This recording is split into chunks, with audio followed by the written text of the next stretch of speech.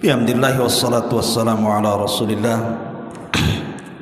wa ala alihi wa sahbihi wa mawalah wa la hawla wa la quwata illa billahi wa ba'du.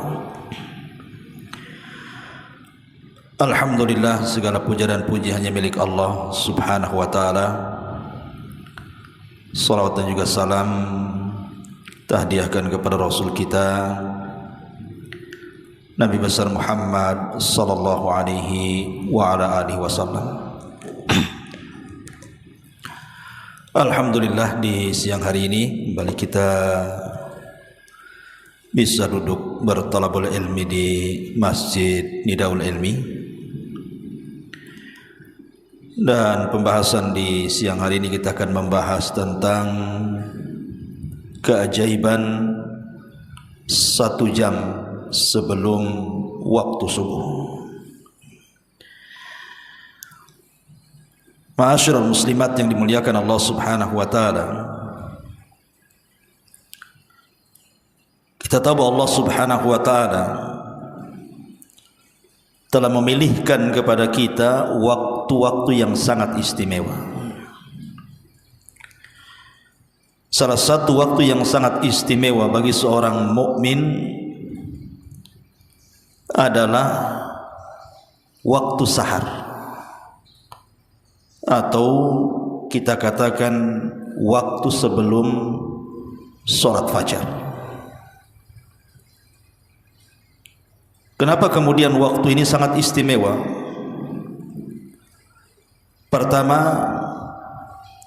di waktu ini Allah subhanahu wa ta'ala menyelamatkan Nabi Allah Lut alaihi salatu wassalam. Sebagaimana Allah subhanahu wa ta'ala mengatakan, illa ala lutin najjaynahum bisahar, kecuali Lut dan juga putri-putrinya kami selamatkan mereka di waktu sahar. Sahar itu artinya waktu sebelum datang waktu fajar. Kemudian yang kedua, waktu ini adalah waktu di mana Allah subhanahu wa ta'ala turun dari langit menuju langit dunia. Jadi Allah subhanahu wa ta'ala turun ke langit dunia, kemudian Allah subhanahu wa ta'ala menebarkan keberkahannya. Sebagaimana hadis yang sangat ma'ruf, di mana Nabi sallallahu alaihi wasallam mengatakan, yanzilu rabbuna ila sama'id dunya fi kulli thuluthil lailil akhir wa dzalika kulla lailatin.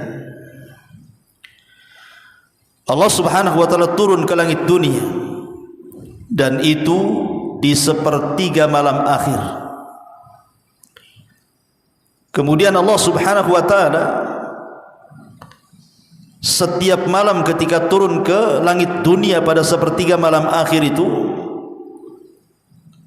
Allah katakan kepada hamba-hambanya, man yad'uni fa astajibala, siapa yang berdoa kepadaku, kabulkan doanya.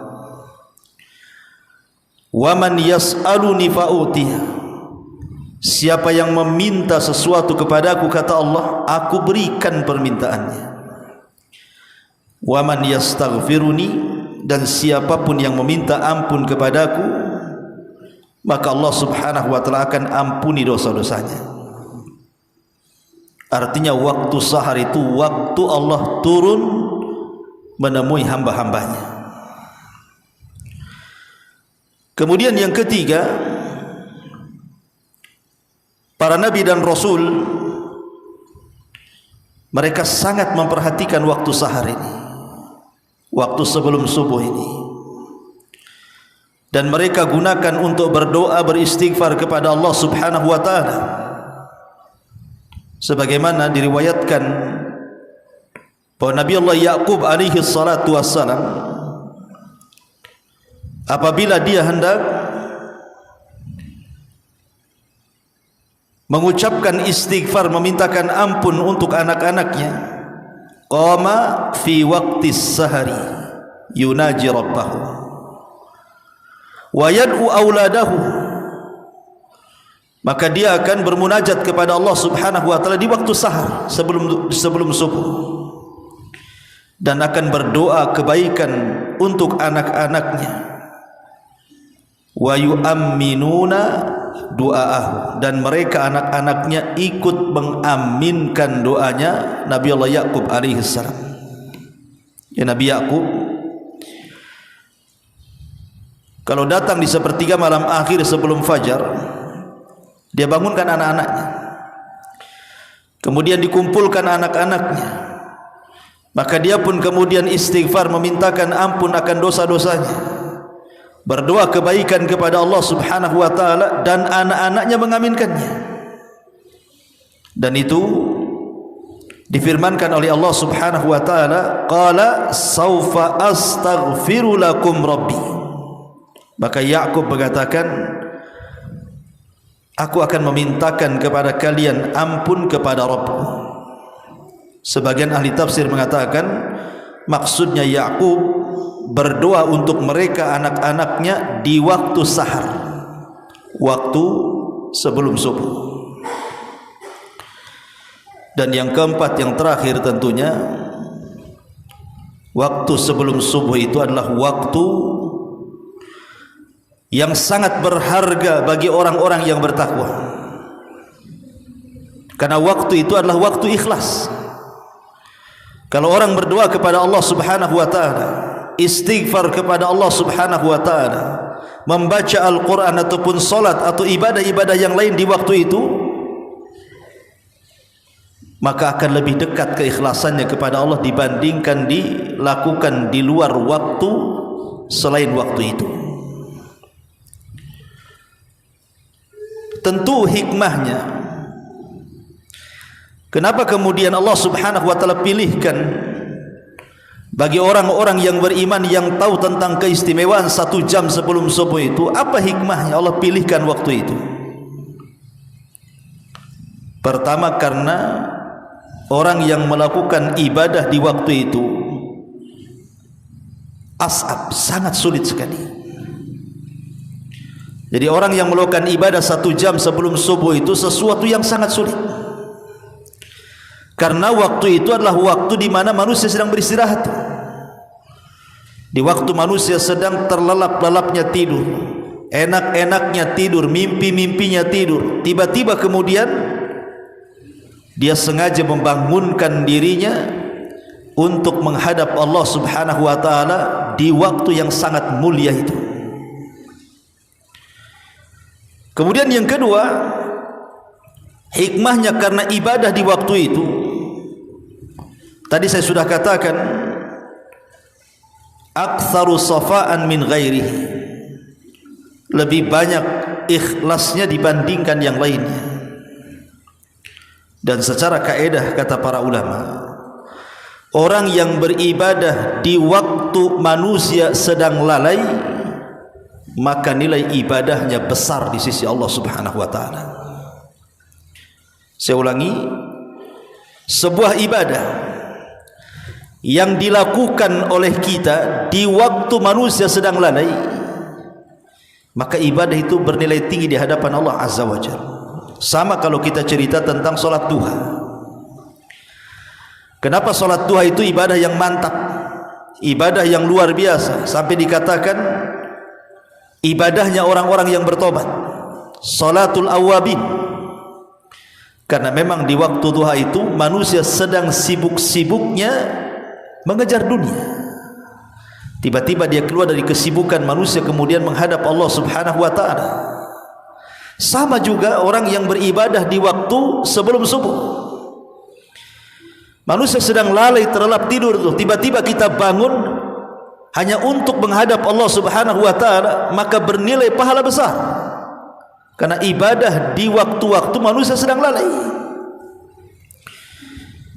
Itulah kemudian kenapa Allah Subhanahu wa taala pilihkan waktu bagi seorang mukmin untuk bermunajat kepada Allah Subhanahu wa taala. Ma'asyiral muslimat yang dimuliakan Allah Azza wa Jalla. Adapun keajaibannya, keajaiban 1 jam sebelum subuh ini.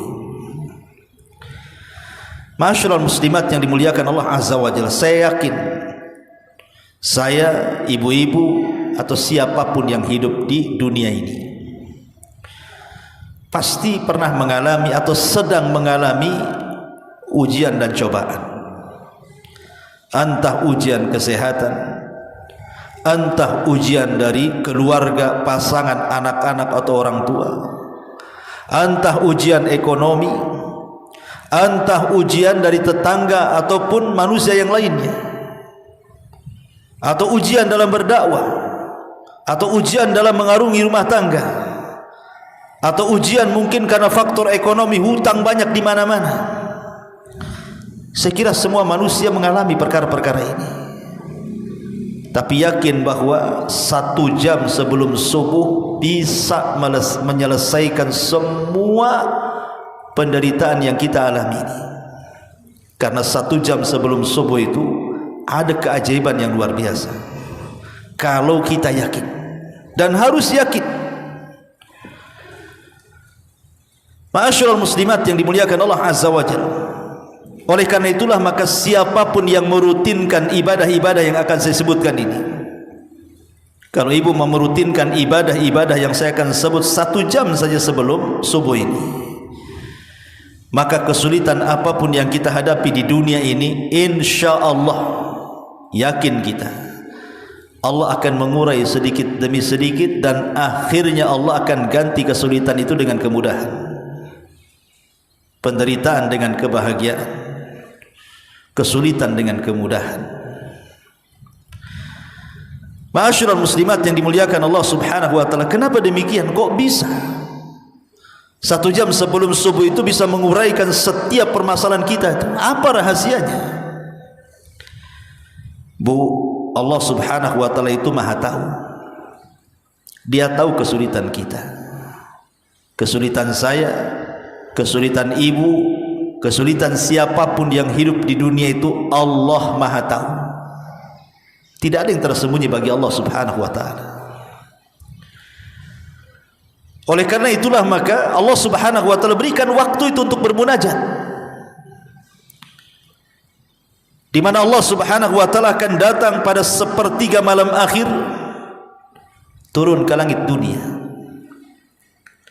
kemudian menawarkan kekuasaannya, keperkasaannya, kekayaannya, ampunannya dan rahmatnya kepada kita semuanya.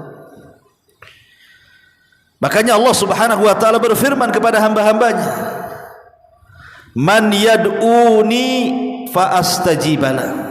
Siapa yang berdoa kepadaku, siapa yang berdoa kepadaku pasti kukabulkan. Kalau seandainya kita ini bermasalah, boleh jadi mungkin punya hutang banyak, Allah tahu. Bukan Allah tidak tahu kita tak punya hutang atau kita punya hutang, Allah tahu. Minta di jam-jam segitu kepada Allah Subhanahu wa taala untuk dicarikan solusinya supaya hutang-hutangnya cepat dilunasi. Minta kepada Allah Azza wa Jalla. Allah itu zat maha kaya. Kalau kita minta kepada manusia belum tentu dikasih. Tetapi kalau minta zat kepada zat yang maha kaya, dipastikan dikasih. Tapi ibu sabar saja dan terus berusaha. Kalau seandainya di antara kita itu ada yang sakit, Allah tahu kita sedang sakit. Tidak mungkin Allah tidak tahu kita sedang sakit. Angkat tangan tinggi-tinggi pada jam-jam segitu itu, minta kepada Allah Subhanahu wa taala agar penyakit kita itu diobati. Minta kepada Allah, ya Allah sembuhkan penyakitku ya Allah. Minta kepada Allah Azza wa Jalla. Itu waktu yang sangat berkah di 1/3 malam akhir itu. Atau boleh juga mungkin ibu-ibu punya anak-anak yang susah dididik, nakal, melawan, durhaka dan begitu seterusnya. Ibu ingin melembutkan hati anak kita, maka ibu tinggal angkat saja tangan ke langit pada 1/3 malam akhir, minta kepada Allah agar Allah melembutkan anak kita. Allah tahu anak kita itu nakal, Allah tahu anak kita ini durhaka. Allah tahu anak kita ini mungkin susah untuk diperintah. Tidak mungkin Allah tidak tahu. Allah tahu. Lah Allah yang maha tahu itu. Allah menyediakan waktu berdoa kepada Allah. Ya Allah, mudah-mudahan anak saya ini sadar, dapat hidayah, bisa menjadi anak yang soleh dan berbakti kepada orang tuanya. Minta pada waktu itu. Atau boleh jadi mungkin di antara ibu-ibu mungkin ada yang diuji oleh Allah Subhanahu wa taala dengan ucapan manusia. Mungkin ibu tidak tenang, sakit hati,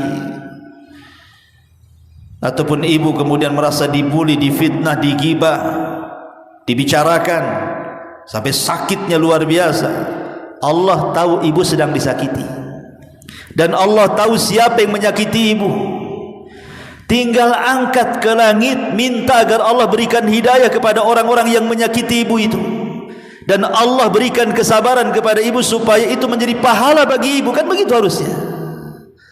Coba bayangkan, kesulitan apapun yang kita hadapi di dunia ini, itu bisa diselesaikan dengan 1 jam sebelum subuh. Minta kepada Allah Azza wa Jalla, berdoa kepada Allah Azza wa Jalla, ketuk pintu langit.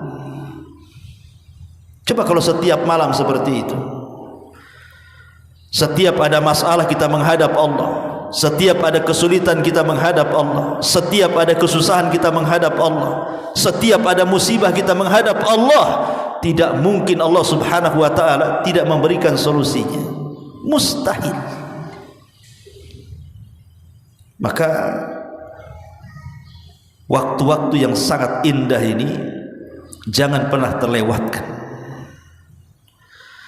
Lalu ibadah apa saja? Ada 4 ibadah yang sangat sederhana. Kalau ibu bisa lakukan 4 ibadah ini secara rutin setiap malam, berbahagialah. Yang pertama, ibu bangun, kemudian berzikir, membaca doa bangun tidur. Alhamdulillahilladzi ahyana ba'dama amatana wa ilaihin nusyur. Kemudian ibu ke kamar mandi, ambil wudu, kemudian sholat. Ini ibadah yang sangat mulia. Kalau ibu bangun, berdoa selepas bangun, kemudian pergi menuju kamar mandi, kemudian berwudu, kemudian keluar dari kamar mandi, kemudian beribadah kepada Allah Azza wa Jalla, lakukan solat malam. Bisa 2 rakaat, bisa 4 rakaat, bisa 8 rakaat, atau seperti yang dilakukan Nabi SAW 11 rakaat. Lakukan, karena keajaiban solat malam ini luar biasa. Keajaiban solat malam ini luar biasa, di mana Nabi SAW pernah mengatakan, man qama bi ashri ayatin lam yuktab minal ghafilin, wa man qama bi mi'ati ayatin kutiba minal qanitin, wa man qama bi alfi ayatin kutiba minal muqantarin. Siapa yang tegak solat malam, siapa yang tegak solat malam ibu, walaupun ibu hanya membaca 10 ayat dalam Quran, maka ibu tercatat dari orang-orang yang bukan termasuk orang-orang lalai. Kalau ibu mau tambah Qurannya dari 10 ayat umpamanya menjadi 100 ayat, maka ditingkatkan derajat ibu, maka ibu menjadi al-qanitin, orang-orang yang betul-betul taat kepada Allah. Subhanallah. Kalau ibu kemudian mau menambah lagi sampai 1000 ayat, maka Allah akan catat minal muqantarin. Ibu memiliki perbekalan yang cukup untuk kematian. Subhanallah ya. Walaupun hanya 10 ayat ibu baca dalam solat malam, itu sudah dianggap apa? Terlepas dari orang-orang lalai. Berarti ibu termasuk orang-orang yang taat kepada Allah Azza wa Jalla. Bahkan Nabi SAW mengatakan, ma min ri'in takunu lahu salatun bil laili faghallabahu 'alaiha an-naumu illa kutiba lahu ajru salatihi wa kana naumuhu sadaqatun 'alaihi. Barang siapa yang ada niat ingin solat malam, sama ibu ingin solat malam sepertiga malam akhir ingin bangun sebelum subuh itu ingin solat malam, Allah takdirkan mata ibu itu mungkin sudah 5 watt ataupun 1000 watt lah ya. Jadi ngantuk keleyang tidur pula lah ibu, bablas, subuh pula bangun. Tapi ibu sudah ada niat ingin sholat malam kan bu? Tetap kata Nabi SAW, dicatat bagi ibu itu, tidur ibu itu sebagai sedekah. Tidurnya ibu lah sebagai sedekah, karena sudah ada niat ingin sholat malam tuh. Kalau tidurnya orang yang niat sholat malam dianggap sedekah bu, macam mana orang yang bukan hanya tidur tapi bangun? Itu kan besar pahalanya. Tidurnya saja ibadah. Bagaimana kalau dia betul-betul bisa bangun di sepertiga malam akhir kemudian melaksanakan sholat? Kan luar biasa. Ma'asyiral muslimat yang dimuliakan Allah Subhanahu wa taala. Bahkan Nabi SAW mengatakan, ala adulluka ala abwabil khair, maukah kutunjukkan kepada kalian pintu-pintu kebaikan? Kemudian Nabi SAW mengatakan, as-sawmu junnatun was-sadaqatu tudfi'ul khati'ata kama yudfi'ul ma'un nara wa salatur rajuli min jawfil laili. Kata Rasul, maukah kutunjukkan kepada kalian pintu-pintu kebaikan? Puasa adalah tameng.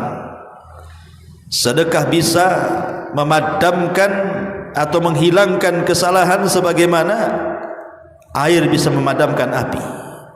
Dan solat seseorang di malam hari atau di sepertiga malam akhir, maka itu telah membuka banyak pintu kebaikan. Kalimat pintu kebaikan ini macam-macam bu. Kebaikan dalam keluarganya, kebaikan dalam kesehatannya, kebaikan dalam urusannya, kebaikan dalam pekerjaannya, kebaikan dalam kehidupannya. Hidupnya akan baik.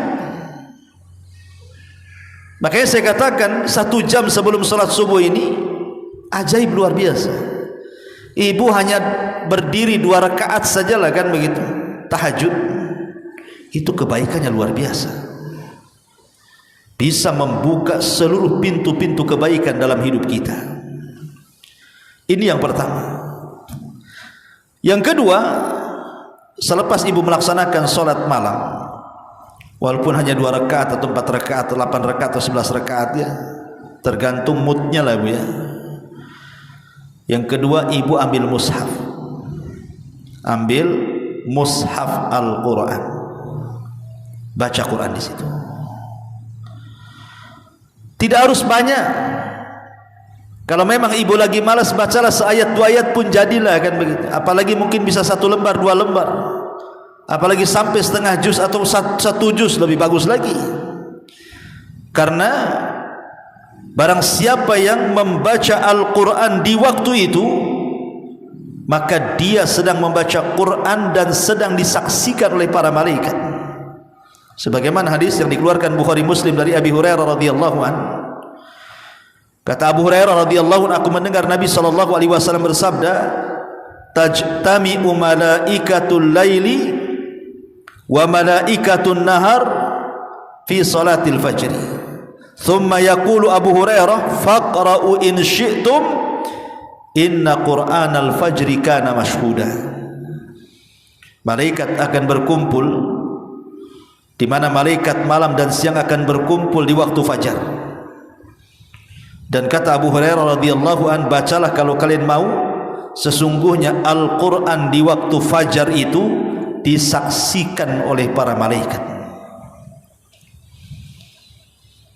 Jadi kalau ibu mamanya ngambil mushaf habis sholat gitu ya, kemudian membaca seayat dua ayat, 5 atau 6 ayat, 1 lembar atau 2 lembar, kemudian selepas itu ibu tutup. Mulailah ibu angkat kedua tangan ke langit. Untuk apa? Berdoa. Karena Nabi SAW mengatakan, inna fil laili la sa'atun la yuwafiquha abdun muslimun yas'alullaha khairan min amri dunya wal akhirah illa atahullahu iya. Sesungguhnya di malam hari ada waktu yang apabila bertepatan seorang hamba muslim memohon kepada Allah kebaikan dalam urusan dunia maupun akhirat, pasti akan diberikan. Jadi pas ibu kemudian habis sholat, baca Quran, mengangkat kedua tangan ke langit, ingat Allah subhanahu wa ta'ala malu kalau ada orang yang mengangkat kedua tangan ke langit dan mengatakan ya Rabb, ya Rabb, tiba-tiba Allah biarkan kedua tangan itu kosong alias tidak diijabah. Malu Allah itu kalau sampai tidak memberikan akan permintaan kita di jam-jam seperti itu. Karena Rasul yang mengatakan innallaha hayyun karim, Allah itu zat yang maha pemalu lagi maha pemurah.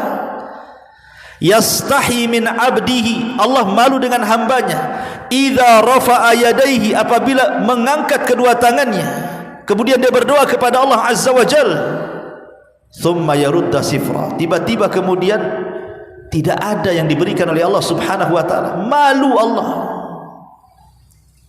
Karena Allah itu lam yarudda sifra, tidak mungkin Allah mengosongkan kedua tangan yang diangkat ke langit. Maka angkatlah kedua tangan ke langit, berdoa kepada Allah.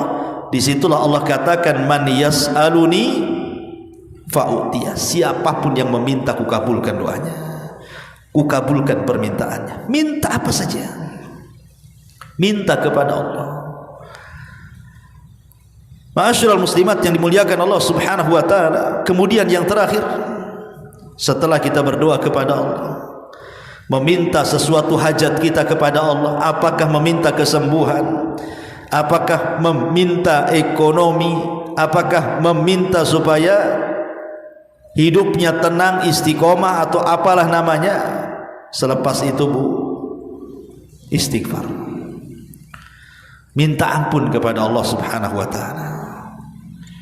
Karena di jam-jam seperti itu Allah subhanahu wa ta'ala katakan man yastaghfiruni fa'aghfirullah, siapa yang beristighfar meminta ampun kepadaku maka pasti ku ampuni dosa-dosanya. Siapa di antara kita yang tidak berdosa?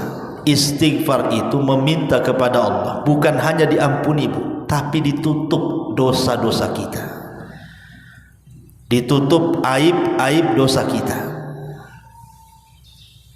Karena kita ini kan tidak terlepas dari dosa, tetapi Allah itu Rahim. Dosa kita terkadang ditutup, orang tidak tahu kita melakukan dosa. Coba bayangkan kalau seandainya dosa kita itu disingkap oleh Allah Azza wa Jalla, apa yang terjadi? Mau ditaruh di mana muka kita ini? Malu dengan orang. Tapi Allah itu Rahim, Allah itu Ghafur, Allah itu Wadud. Allah subhanahu wa ta'ala tetap memberikan kesempatan ampunannya dan tetap menutup dosa-dosa kita. Dan faedah istighfar itu luar biasa. Sampai Nabi SAW dalam sehari itu minimal 70 sampai 100 kali istighfar. Padahal dia Nabi, tidak mungkin dia punya dosa, tapi dia ingin mengajarkan pentingnya istighfar itu. Karena Nabi SAW yang mengatakan dalam hadis nabinya, man lazimal istighfar ja'alallahu lahu min kulli dhikin makhraja wa min kulli hamin faraja wa razaqahu min haitsu la yahtasib. Siapa yang melazimkan istighfar, maka Allah Subhanahu wa taala akan mengeluarkan dari setiap kesempitan jalan keluar, dari setiap kesedihan kebahagiaan, dan Allah akan berikan rizki dari arah yang tidak disangka-sangka. Lihat, ketika Allah Subhanahu wa taala berfirman pada sepertiga malam akhir setiap malam dan mengatakan man yastaghfiruni fa'aghfirlah, siapa yang meminta ampun kepadaku, ku ampuni dosa-dosanya, hakikatnya 1 jam sebelum subuh itu adalah rahasia rizki manusia ada di situ tuh. Rahasia rizki manusia ada di situ. Karena Allah memberikan peluang siapapun yang meminta ampun akan diampuni dosanya. Dan orang yang beristighfar itu, kalau dia melazimkan setiap malam dia melakukannya, maka kesulitan ibu akan diurai, kesedihan ibu akan diganti dengan kebahagiaan. Bahkan Allah akan cukupkan rizki kita dari arah yang tidak disangka-sangka. Luar biasa ya. Hanya melakukan 4 ibadah ini saja: salat, baca Quran, berdoa, istighfar. Tapi lihat rahasianya, ajaib, luar biasa. Kesulitan sebanyak apapun yang kita hadapi bisa diselesaikan dengan 1 jam sebelum subuh. Tapi ibu harus yakin, harus percaya. Ibu bangun di jam-jam seperti itu betul-betul bangunnya karena Allah, bukan karena yang lainnya. Betul-betul karena Allah, karena mencari keridhaan Allah, karena mencari pahala Allah, mencari surga Allah Subhanahu wa taala. Kemudian ibu melakukan ibadah di jam-jam seperti itu dengan khusyuknya, dengan khudu'nya, dengan merendahkan dirinya kita kepada Allah, bagaikan kita seorang budak kepada tuannya, dengan mengikhlaskan niat kita hanya kepada Allah Azza wa Jalla. InsyaAllah apapun permintaan kita Allah akan kabulkan. Jadi inilah keajaiban 1 jam sebelum subuh. Belum lagi kalau seandainya yang bapak-bapak selesai dia melaksanakan tahajud, kemudian membaca Al-Quran, kemudian dia berdoa, kemudian dia istighfar, dia melangkahkan pula kakinya ke masjid. Maka ketika kakinya dilangkahkan ke masjid, maka Allah Subhanahu wa taala akan memberikan cahaya kepadanya. Basyiril masyaina bin nur, basyiril masyaina fi dhulumatil laili bin nuri tammati yaumal qiyamah. Kasih kabar gembira tuh orang-orang yang berjalan di kegelapan malam di waktu subuh menuju masjid, bahwa mereka akan mendapatkan cahaya yang sangat sempurna kelak pada hari kiamat. Dan orang itu adalah orang yang terhindar dari ikatan syaitan. Karena Rasul yang mengatakan setiap malam itu syaitan akan mengikat tengkuk kita ini 3 ikatan. Kemudian akan membisikkan di telinga kita, tidur, jangan bangun lagi. Apabila kita bangun kemudian kita berzikir kepada Allah, maka hilang 1 ikatan. Kalau kita berwudu maka hilang 2 ikatan. Kalau kita solat maka hilang 3 ikatan. Ketika itu dia menjadi orang yang paling bersih hatinya, dan masa depannya akan cerah dan tidak ada suram. Tapi sebaliknya orang yang jarang bangun di waktu subuh, bangunnya jam 7, jam 8, jangan cerita solat subuh, cerita solat malam, subuh pun tidak gitu ya, maka orang ini hatinya buruk. Dan pasti akan banyak masalah yang tidak tahu masalah itu datang dari mana. Selesai 1 masalah, kadang-kadang belum selesai datang masalah yang lain, masalah yang lain, masalah yang lain, sampai hidupnya dipenuhi dengan masalah demi masalah. Kenapa? Karena dia tidak pernah menghubungkan hidupnya dengan Allah Subhanahu wa taala. Dia bangun sementara dia terbangun di atas laknat Allah Azza wa Jalla. Karena orang kalau terbangun kemudian jam 7 atau jam setengah 7 atau anggaplah jam 6 lah, kemudian dia tidak berzikir, tidak wudu, tidak sholat, langsung kemudian sibuk memikirkan pekerjaannya, hari pertama dia bangun saja sudah dilaknat. Kenapa? Karena dia meninggalkan kewajiban Allah Azza wa Jalla. Dia meninggalkan sholat subuh. Tapi kalau ibu kemudian bangun, berzikir, kemudian berwudu, kemudian tahajud, kemudian berdoa, kemudian istighfar, kemudian sholat subuh, kemudian selepas sholat subuh ibu tidak tidur sampai terbit matahari, apalagi sampai kemudian berzikir dan baca Quran sampai waktu syuruk, kemudian sholat syuruk, selain pahalanya sama dengan haji dan umrah secara sempurna, maka hati ibu pun akan dibersihkan oleh Allah dan mampu menyelesaikan banyak masalah. Tapi kalau sebaliknya, hatinya akan buruk dan akan banyak masalah yang menimpa dia. Masyaallah muslimat yang dimuliakan Allah Azza wa Jalla, inilah diantara keajaiban yang disebutkan para ulama 1 jam sebelum subuh. Baik, sampai di sini kita buka tanya jawab. Silakan kalau ada yang mau bertanya. Iya.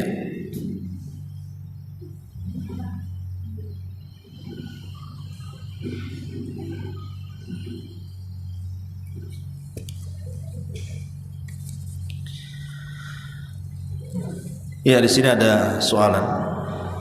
Jika kita sudah sholat witir setelah isya, lalu kita terbangun di sepertiga malam, berapa rakaat sholat yang boleh dilakukan dan apakah ditutup dengan witir lagi? Iya, Nabi SAW mengatakan la witrani fil laili, tidak ada sholat witir 2 kali dalam satu malam. Witir itu cuma 1 kali. Ya Bu ya, witir itu cuma 1 kali. Berarti kalau ibu sudah witir selepas isya, kemudian Allah takdirkan di sepertiga malam ibu bangun, maka ibu cukup tahajud saja. Bisa 2 rakaat, bisa 4 rakaat, bisa 8 rakaat. Bahkan sebagian para ulama mengatakan sebanyak-banyaknya, asal 2 rakaat salam, 2 rakaat salam. Sebanyak-banyaknya Bu. Syaratnya 2 rakaat salam, 2 rakaat salam. Wallahu a'lam. Jadi tidak perlu diulang lagi witirnya Bu ya, karena sudah witir masalahnya. Afwan Ustaz, bagaimana caranya menghilangkan sifat dan kebiasaan berbohong? Dan apa akibatnya untuk diri kita jika kebiasaan tersebut tidak hilang dari diri kita, padahal ibadah dan amal baik senantiasa dilaksanakan rutin termasuk sholat malam? Ya, alhamdulillah. Nabi SAW mengatakan iyyakum wal kadhiba fa innal kadhiba yahdi ilal fujur wal fujur yahdi ilan nar. Wa ma yazalu ar-rajulu yakdzib wa yataharra fil kadhib hatta yuktaba indallahi kadzdzaba. Kata Nabi sallallahu alaihi wasallam, hati-hati kalian jangan berdusta, karena dusta itu mengarahkan kepada al-fujur, keburukan, dan keburukan itu akan mengarah ke neraka. Dan ketika manusia terus-menerus berdusta, maka Allah Subhanahu wa taala akan menstempel dia bahwa dia adalah kadzab, pendusta. Masyaallah muslimat yang dimuliakan Allah Azza wa Jalla, meninggalkan kebiasaan berdusta ini, pertama berdoa kepada Allah agar kebiasaan buruk ini dihindarkan. Karena bagaimanapun yang membolak-balikan hati kita Allah. Minta kepada Allah agar hati kita ini dijernihkan. Sebab kalau hati jernih, lisannya ikut jernih. Kalau hatinya tidak jernih, lisannya pun tidak akan jernih. Karena kejernihan lisan dan perbuatan itu ditentukan dengan hati. Minta kepada Allah agar hati kita dijernihkan. Kemudian yang kedua, jangan biasakan berdusta. Lihat akibat-akibat orang-orang yang berdusta pada hari kiamat. Nabi SAW pernah dihantar oleh malaikat dan diperlihatkan azab kubur. Kemudian ada satu orang yang kemudian diterlentangkan, kemudian dirobek dengan pisau dari mulutnya sampai ke tengkuknya sebelah kanan. Kemudian setelah itu dirobek lagi dari mulut ke tengkuknya sebelah kiri. Ketika sebelah kiri kemudian dirobek, sebelah kanan sudah balik lagi. Ketika pindah ke sebelah kanan, sebelah kiri sudah balik lagi. Dan begitu seterusnya sampai dia merasakan azab. Kemudian Rasul mengatakan, "Ma hadzan?" Dosa apa orang ini kok kayak gini kali siksanya gitu ya. Maka Rasul Jibril mengatakan itu dosa orang yang biasa berdusta hatta balagal ufuq, sampai melambung ke ufuk. Orang yang suka berdusta. Maka sebagaimana berdusta itu sudah menjadi sebuah kebiasaan, maka biasakan untuk tidak berdusta. Dibalik kebiasaannya. Yang tadinya biasa berdusta akan coba balik. Kemudian juga jangan berkawan dengan orang-orang pendusta. Berkawan dengan orang-orang yang jujur. Makanya Allah mengatakan kunu ma'as-sadiqin. Berkawanlah kalian dengan orang-orang jujur supaya jadi jujur. Kalau berkawan dengan para pendusta jadi pendusta. Kemudian lihat akibat dosa lisan, afatul lisan. Bahwa satu dosa lisan itu bisa menjungkir balikan manusia ke neraka jahanam. Nabi mengatakan, "Innal 'abda la yatakallamu bil kalimati la yulqi laha balan, yahwi sahibuha fi nari jahannam ab'ad ma bainal masyriqi wal maghrib." Terkadang satu hamba terpleset ngomongnya, akhirnya mengucapkan satu kalimat yang membuat Allah murka tanpa sadar diucapkan, tapi sudah memasukkan ia ke dalam jahanam, naudzubillah, sejauh atau lebih jauh dibandingkan jarak barat dan timur. Maka mintalah kepada Allah taufik agar lisan kita ini senantiasa menjadi lisan orang-orang yang jujur. Kemudian juga apakah salat tahajud dan salat istikharah bisa dilakukan pada waktu yang sama seperti puasa sunnah, niatnya untuk 2 puasa sunnah? Iya. Salat istikharah ini dilakukan apabila kita hendak memilih sesuatu perkara yang tidak bisa kita pilih, terpaksalah istikharah. Atau tidak mesti 2 perkara yang dipilih. Mungkin kita hendak melakukan sesuatu, maka kita istikharah. Pemain ibu mau pergi dalam rangka bisnis, dalam rangka apa gitu kan, istikharah dulu. Atau mau menikah, yang belum menikah kan gitu ya, maka istikharah dulu. Jadi waktu istikharah itu tidak ditentukan waktunya. Kapanpun bisa. Umpamanya kita mau berangkat siang tapi ragu-ragu, sholat istikharah. Jadi intinya bahwa sholat istikharah itu berbeda dengan sholat malam. Karena sholat istikharah sebabnya karena ada sebuah hal yang harus dipilih oleh dia. Sementara sholat malam ini kan murni ibadah. Dia ingin bermunajat dengan Allah Subhanahu wa ta'ala tengah malam dan ingin mengambil keutamaan waktu. Dan saya akhiri ceramah saya ini dengan satu kisah. Pernah saya kisahkan juga di sini. Tentang kisahnya siapa? Zubaidah. Zubaidah ini istri daripada siapa? Harun Ar-Rasyid. Ketika Zubaidah dan Harun Ar-Rasyid ini sedang melaksanakan haji, dia melihat banyak jemaah haji itu yang kehausan. Sebagian mereka mati karena kehausan, lelah, letih. Kalau ada air, walaupun tak ada makanan, itu masih bertahan hidup, Bu.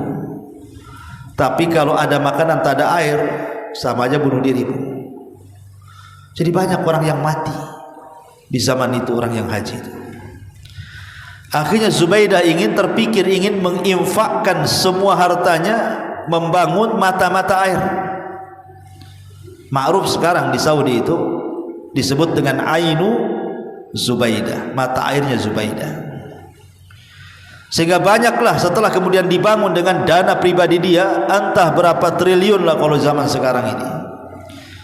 Kemudian dibangunlah di beberapa titik yang dilewati oleh manasik haji, dibangun di situ sumur. Entah berapa ratus sumur gitu yang dibangun oleh Zubaidah ini, dan menghasilkan dengan keberhasilan yang gemilang sehingga tidak ada satu penjemaah haji yang kehausan lagi. Ketika Zubaidah sebelum meninggal, maka dia bermimpi. Mimpinya dipanggil oleh Allah Subhanahu wa ta'ala. Setelah dipanggil oleh Allah Azza wa Jalla, tiba-tiba sumringah Zubaidah ini senyum, tertawa, tertiwi gitu kan. Ditanyalah, "Ya Zubaidah, apa yang membuat anda tertawa, tersenyum, bahagia?" Maka dia mengatakan, "Ghafarallahu li." Allah telah mengampuni dosa-dosaku, katanya. Aku barusan menghadap Allah dan Allah telah mengampuni dosa-dosaku.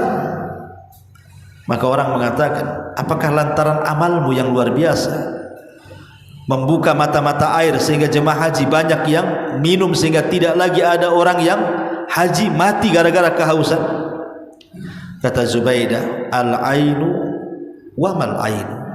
Urusan mata air bukan urusan mata air. Bukan karena saya buat sumur sana sini untuk jemaah haji, bukan itu, karena bukan itulah Allah mengampuni dosaku. Lalu karena apa? Maka Zubaidah mengatakan, "Ghafarali Rabbi bi rak'ataini fi jawfil laili uhafidhu 'alaiha." Kata Allah mengampuni dosa-dosaku karena aku senantiasa menjaga 2 rakaat yang tidak pernah aku tinggalkan di tengah malam. Itulah tahajud. Dengan itulah Allah ampuni dosa-dosaku. Terkadang perkara remeh, justru itu penyebab orang masuk surga. Karena Zubaidah diampuni dosanya bukan karena infak triliunan yang tidak bisa dilakukan kecuali orang kaya. Rupanya ibadah itu tidak mesti besar, sedikit tapi ikhlas. Itu lebih baik daripada banyak tapi riya. Karena biasanya ibadah tengah malam itu, Bu, itu ibadahnya orang ikhlas, Bu. Mau riya sama siapa? Apalagi di zaman dulu kan. Kalau zaman sekarang potensi riya ada kan itu, karena sudah ada medsos, Bu kan. Sengaja ibu hidupkan IG, Facebook, YouTube, kemudian live.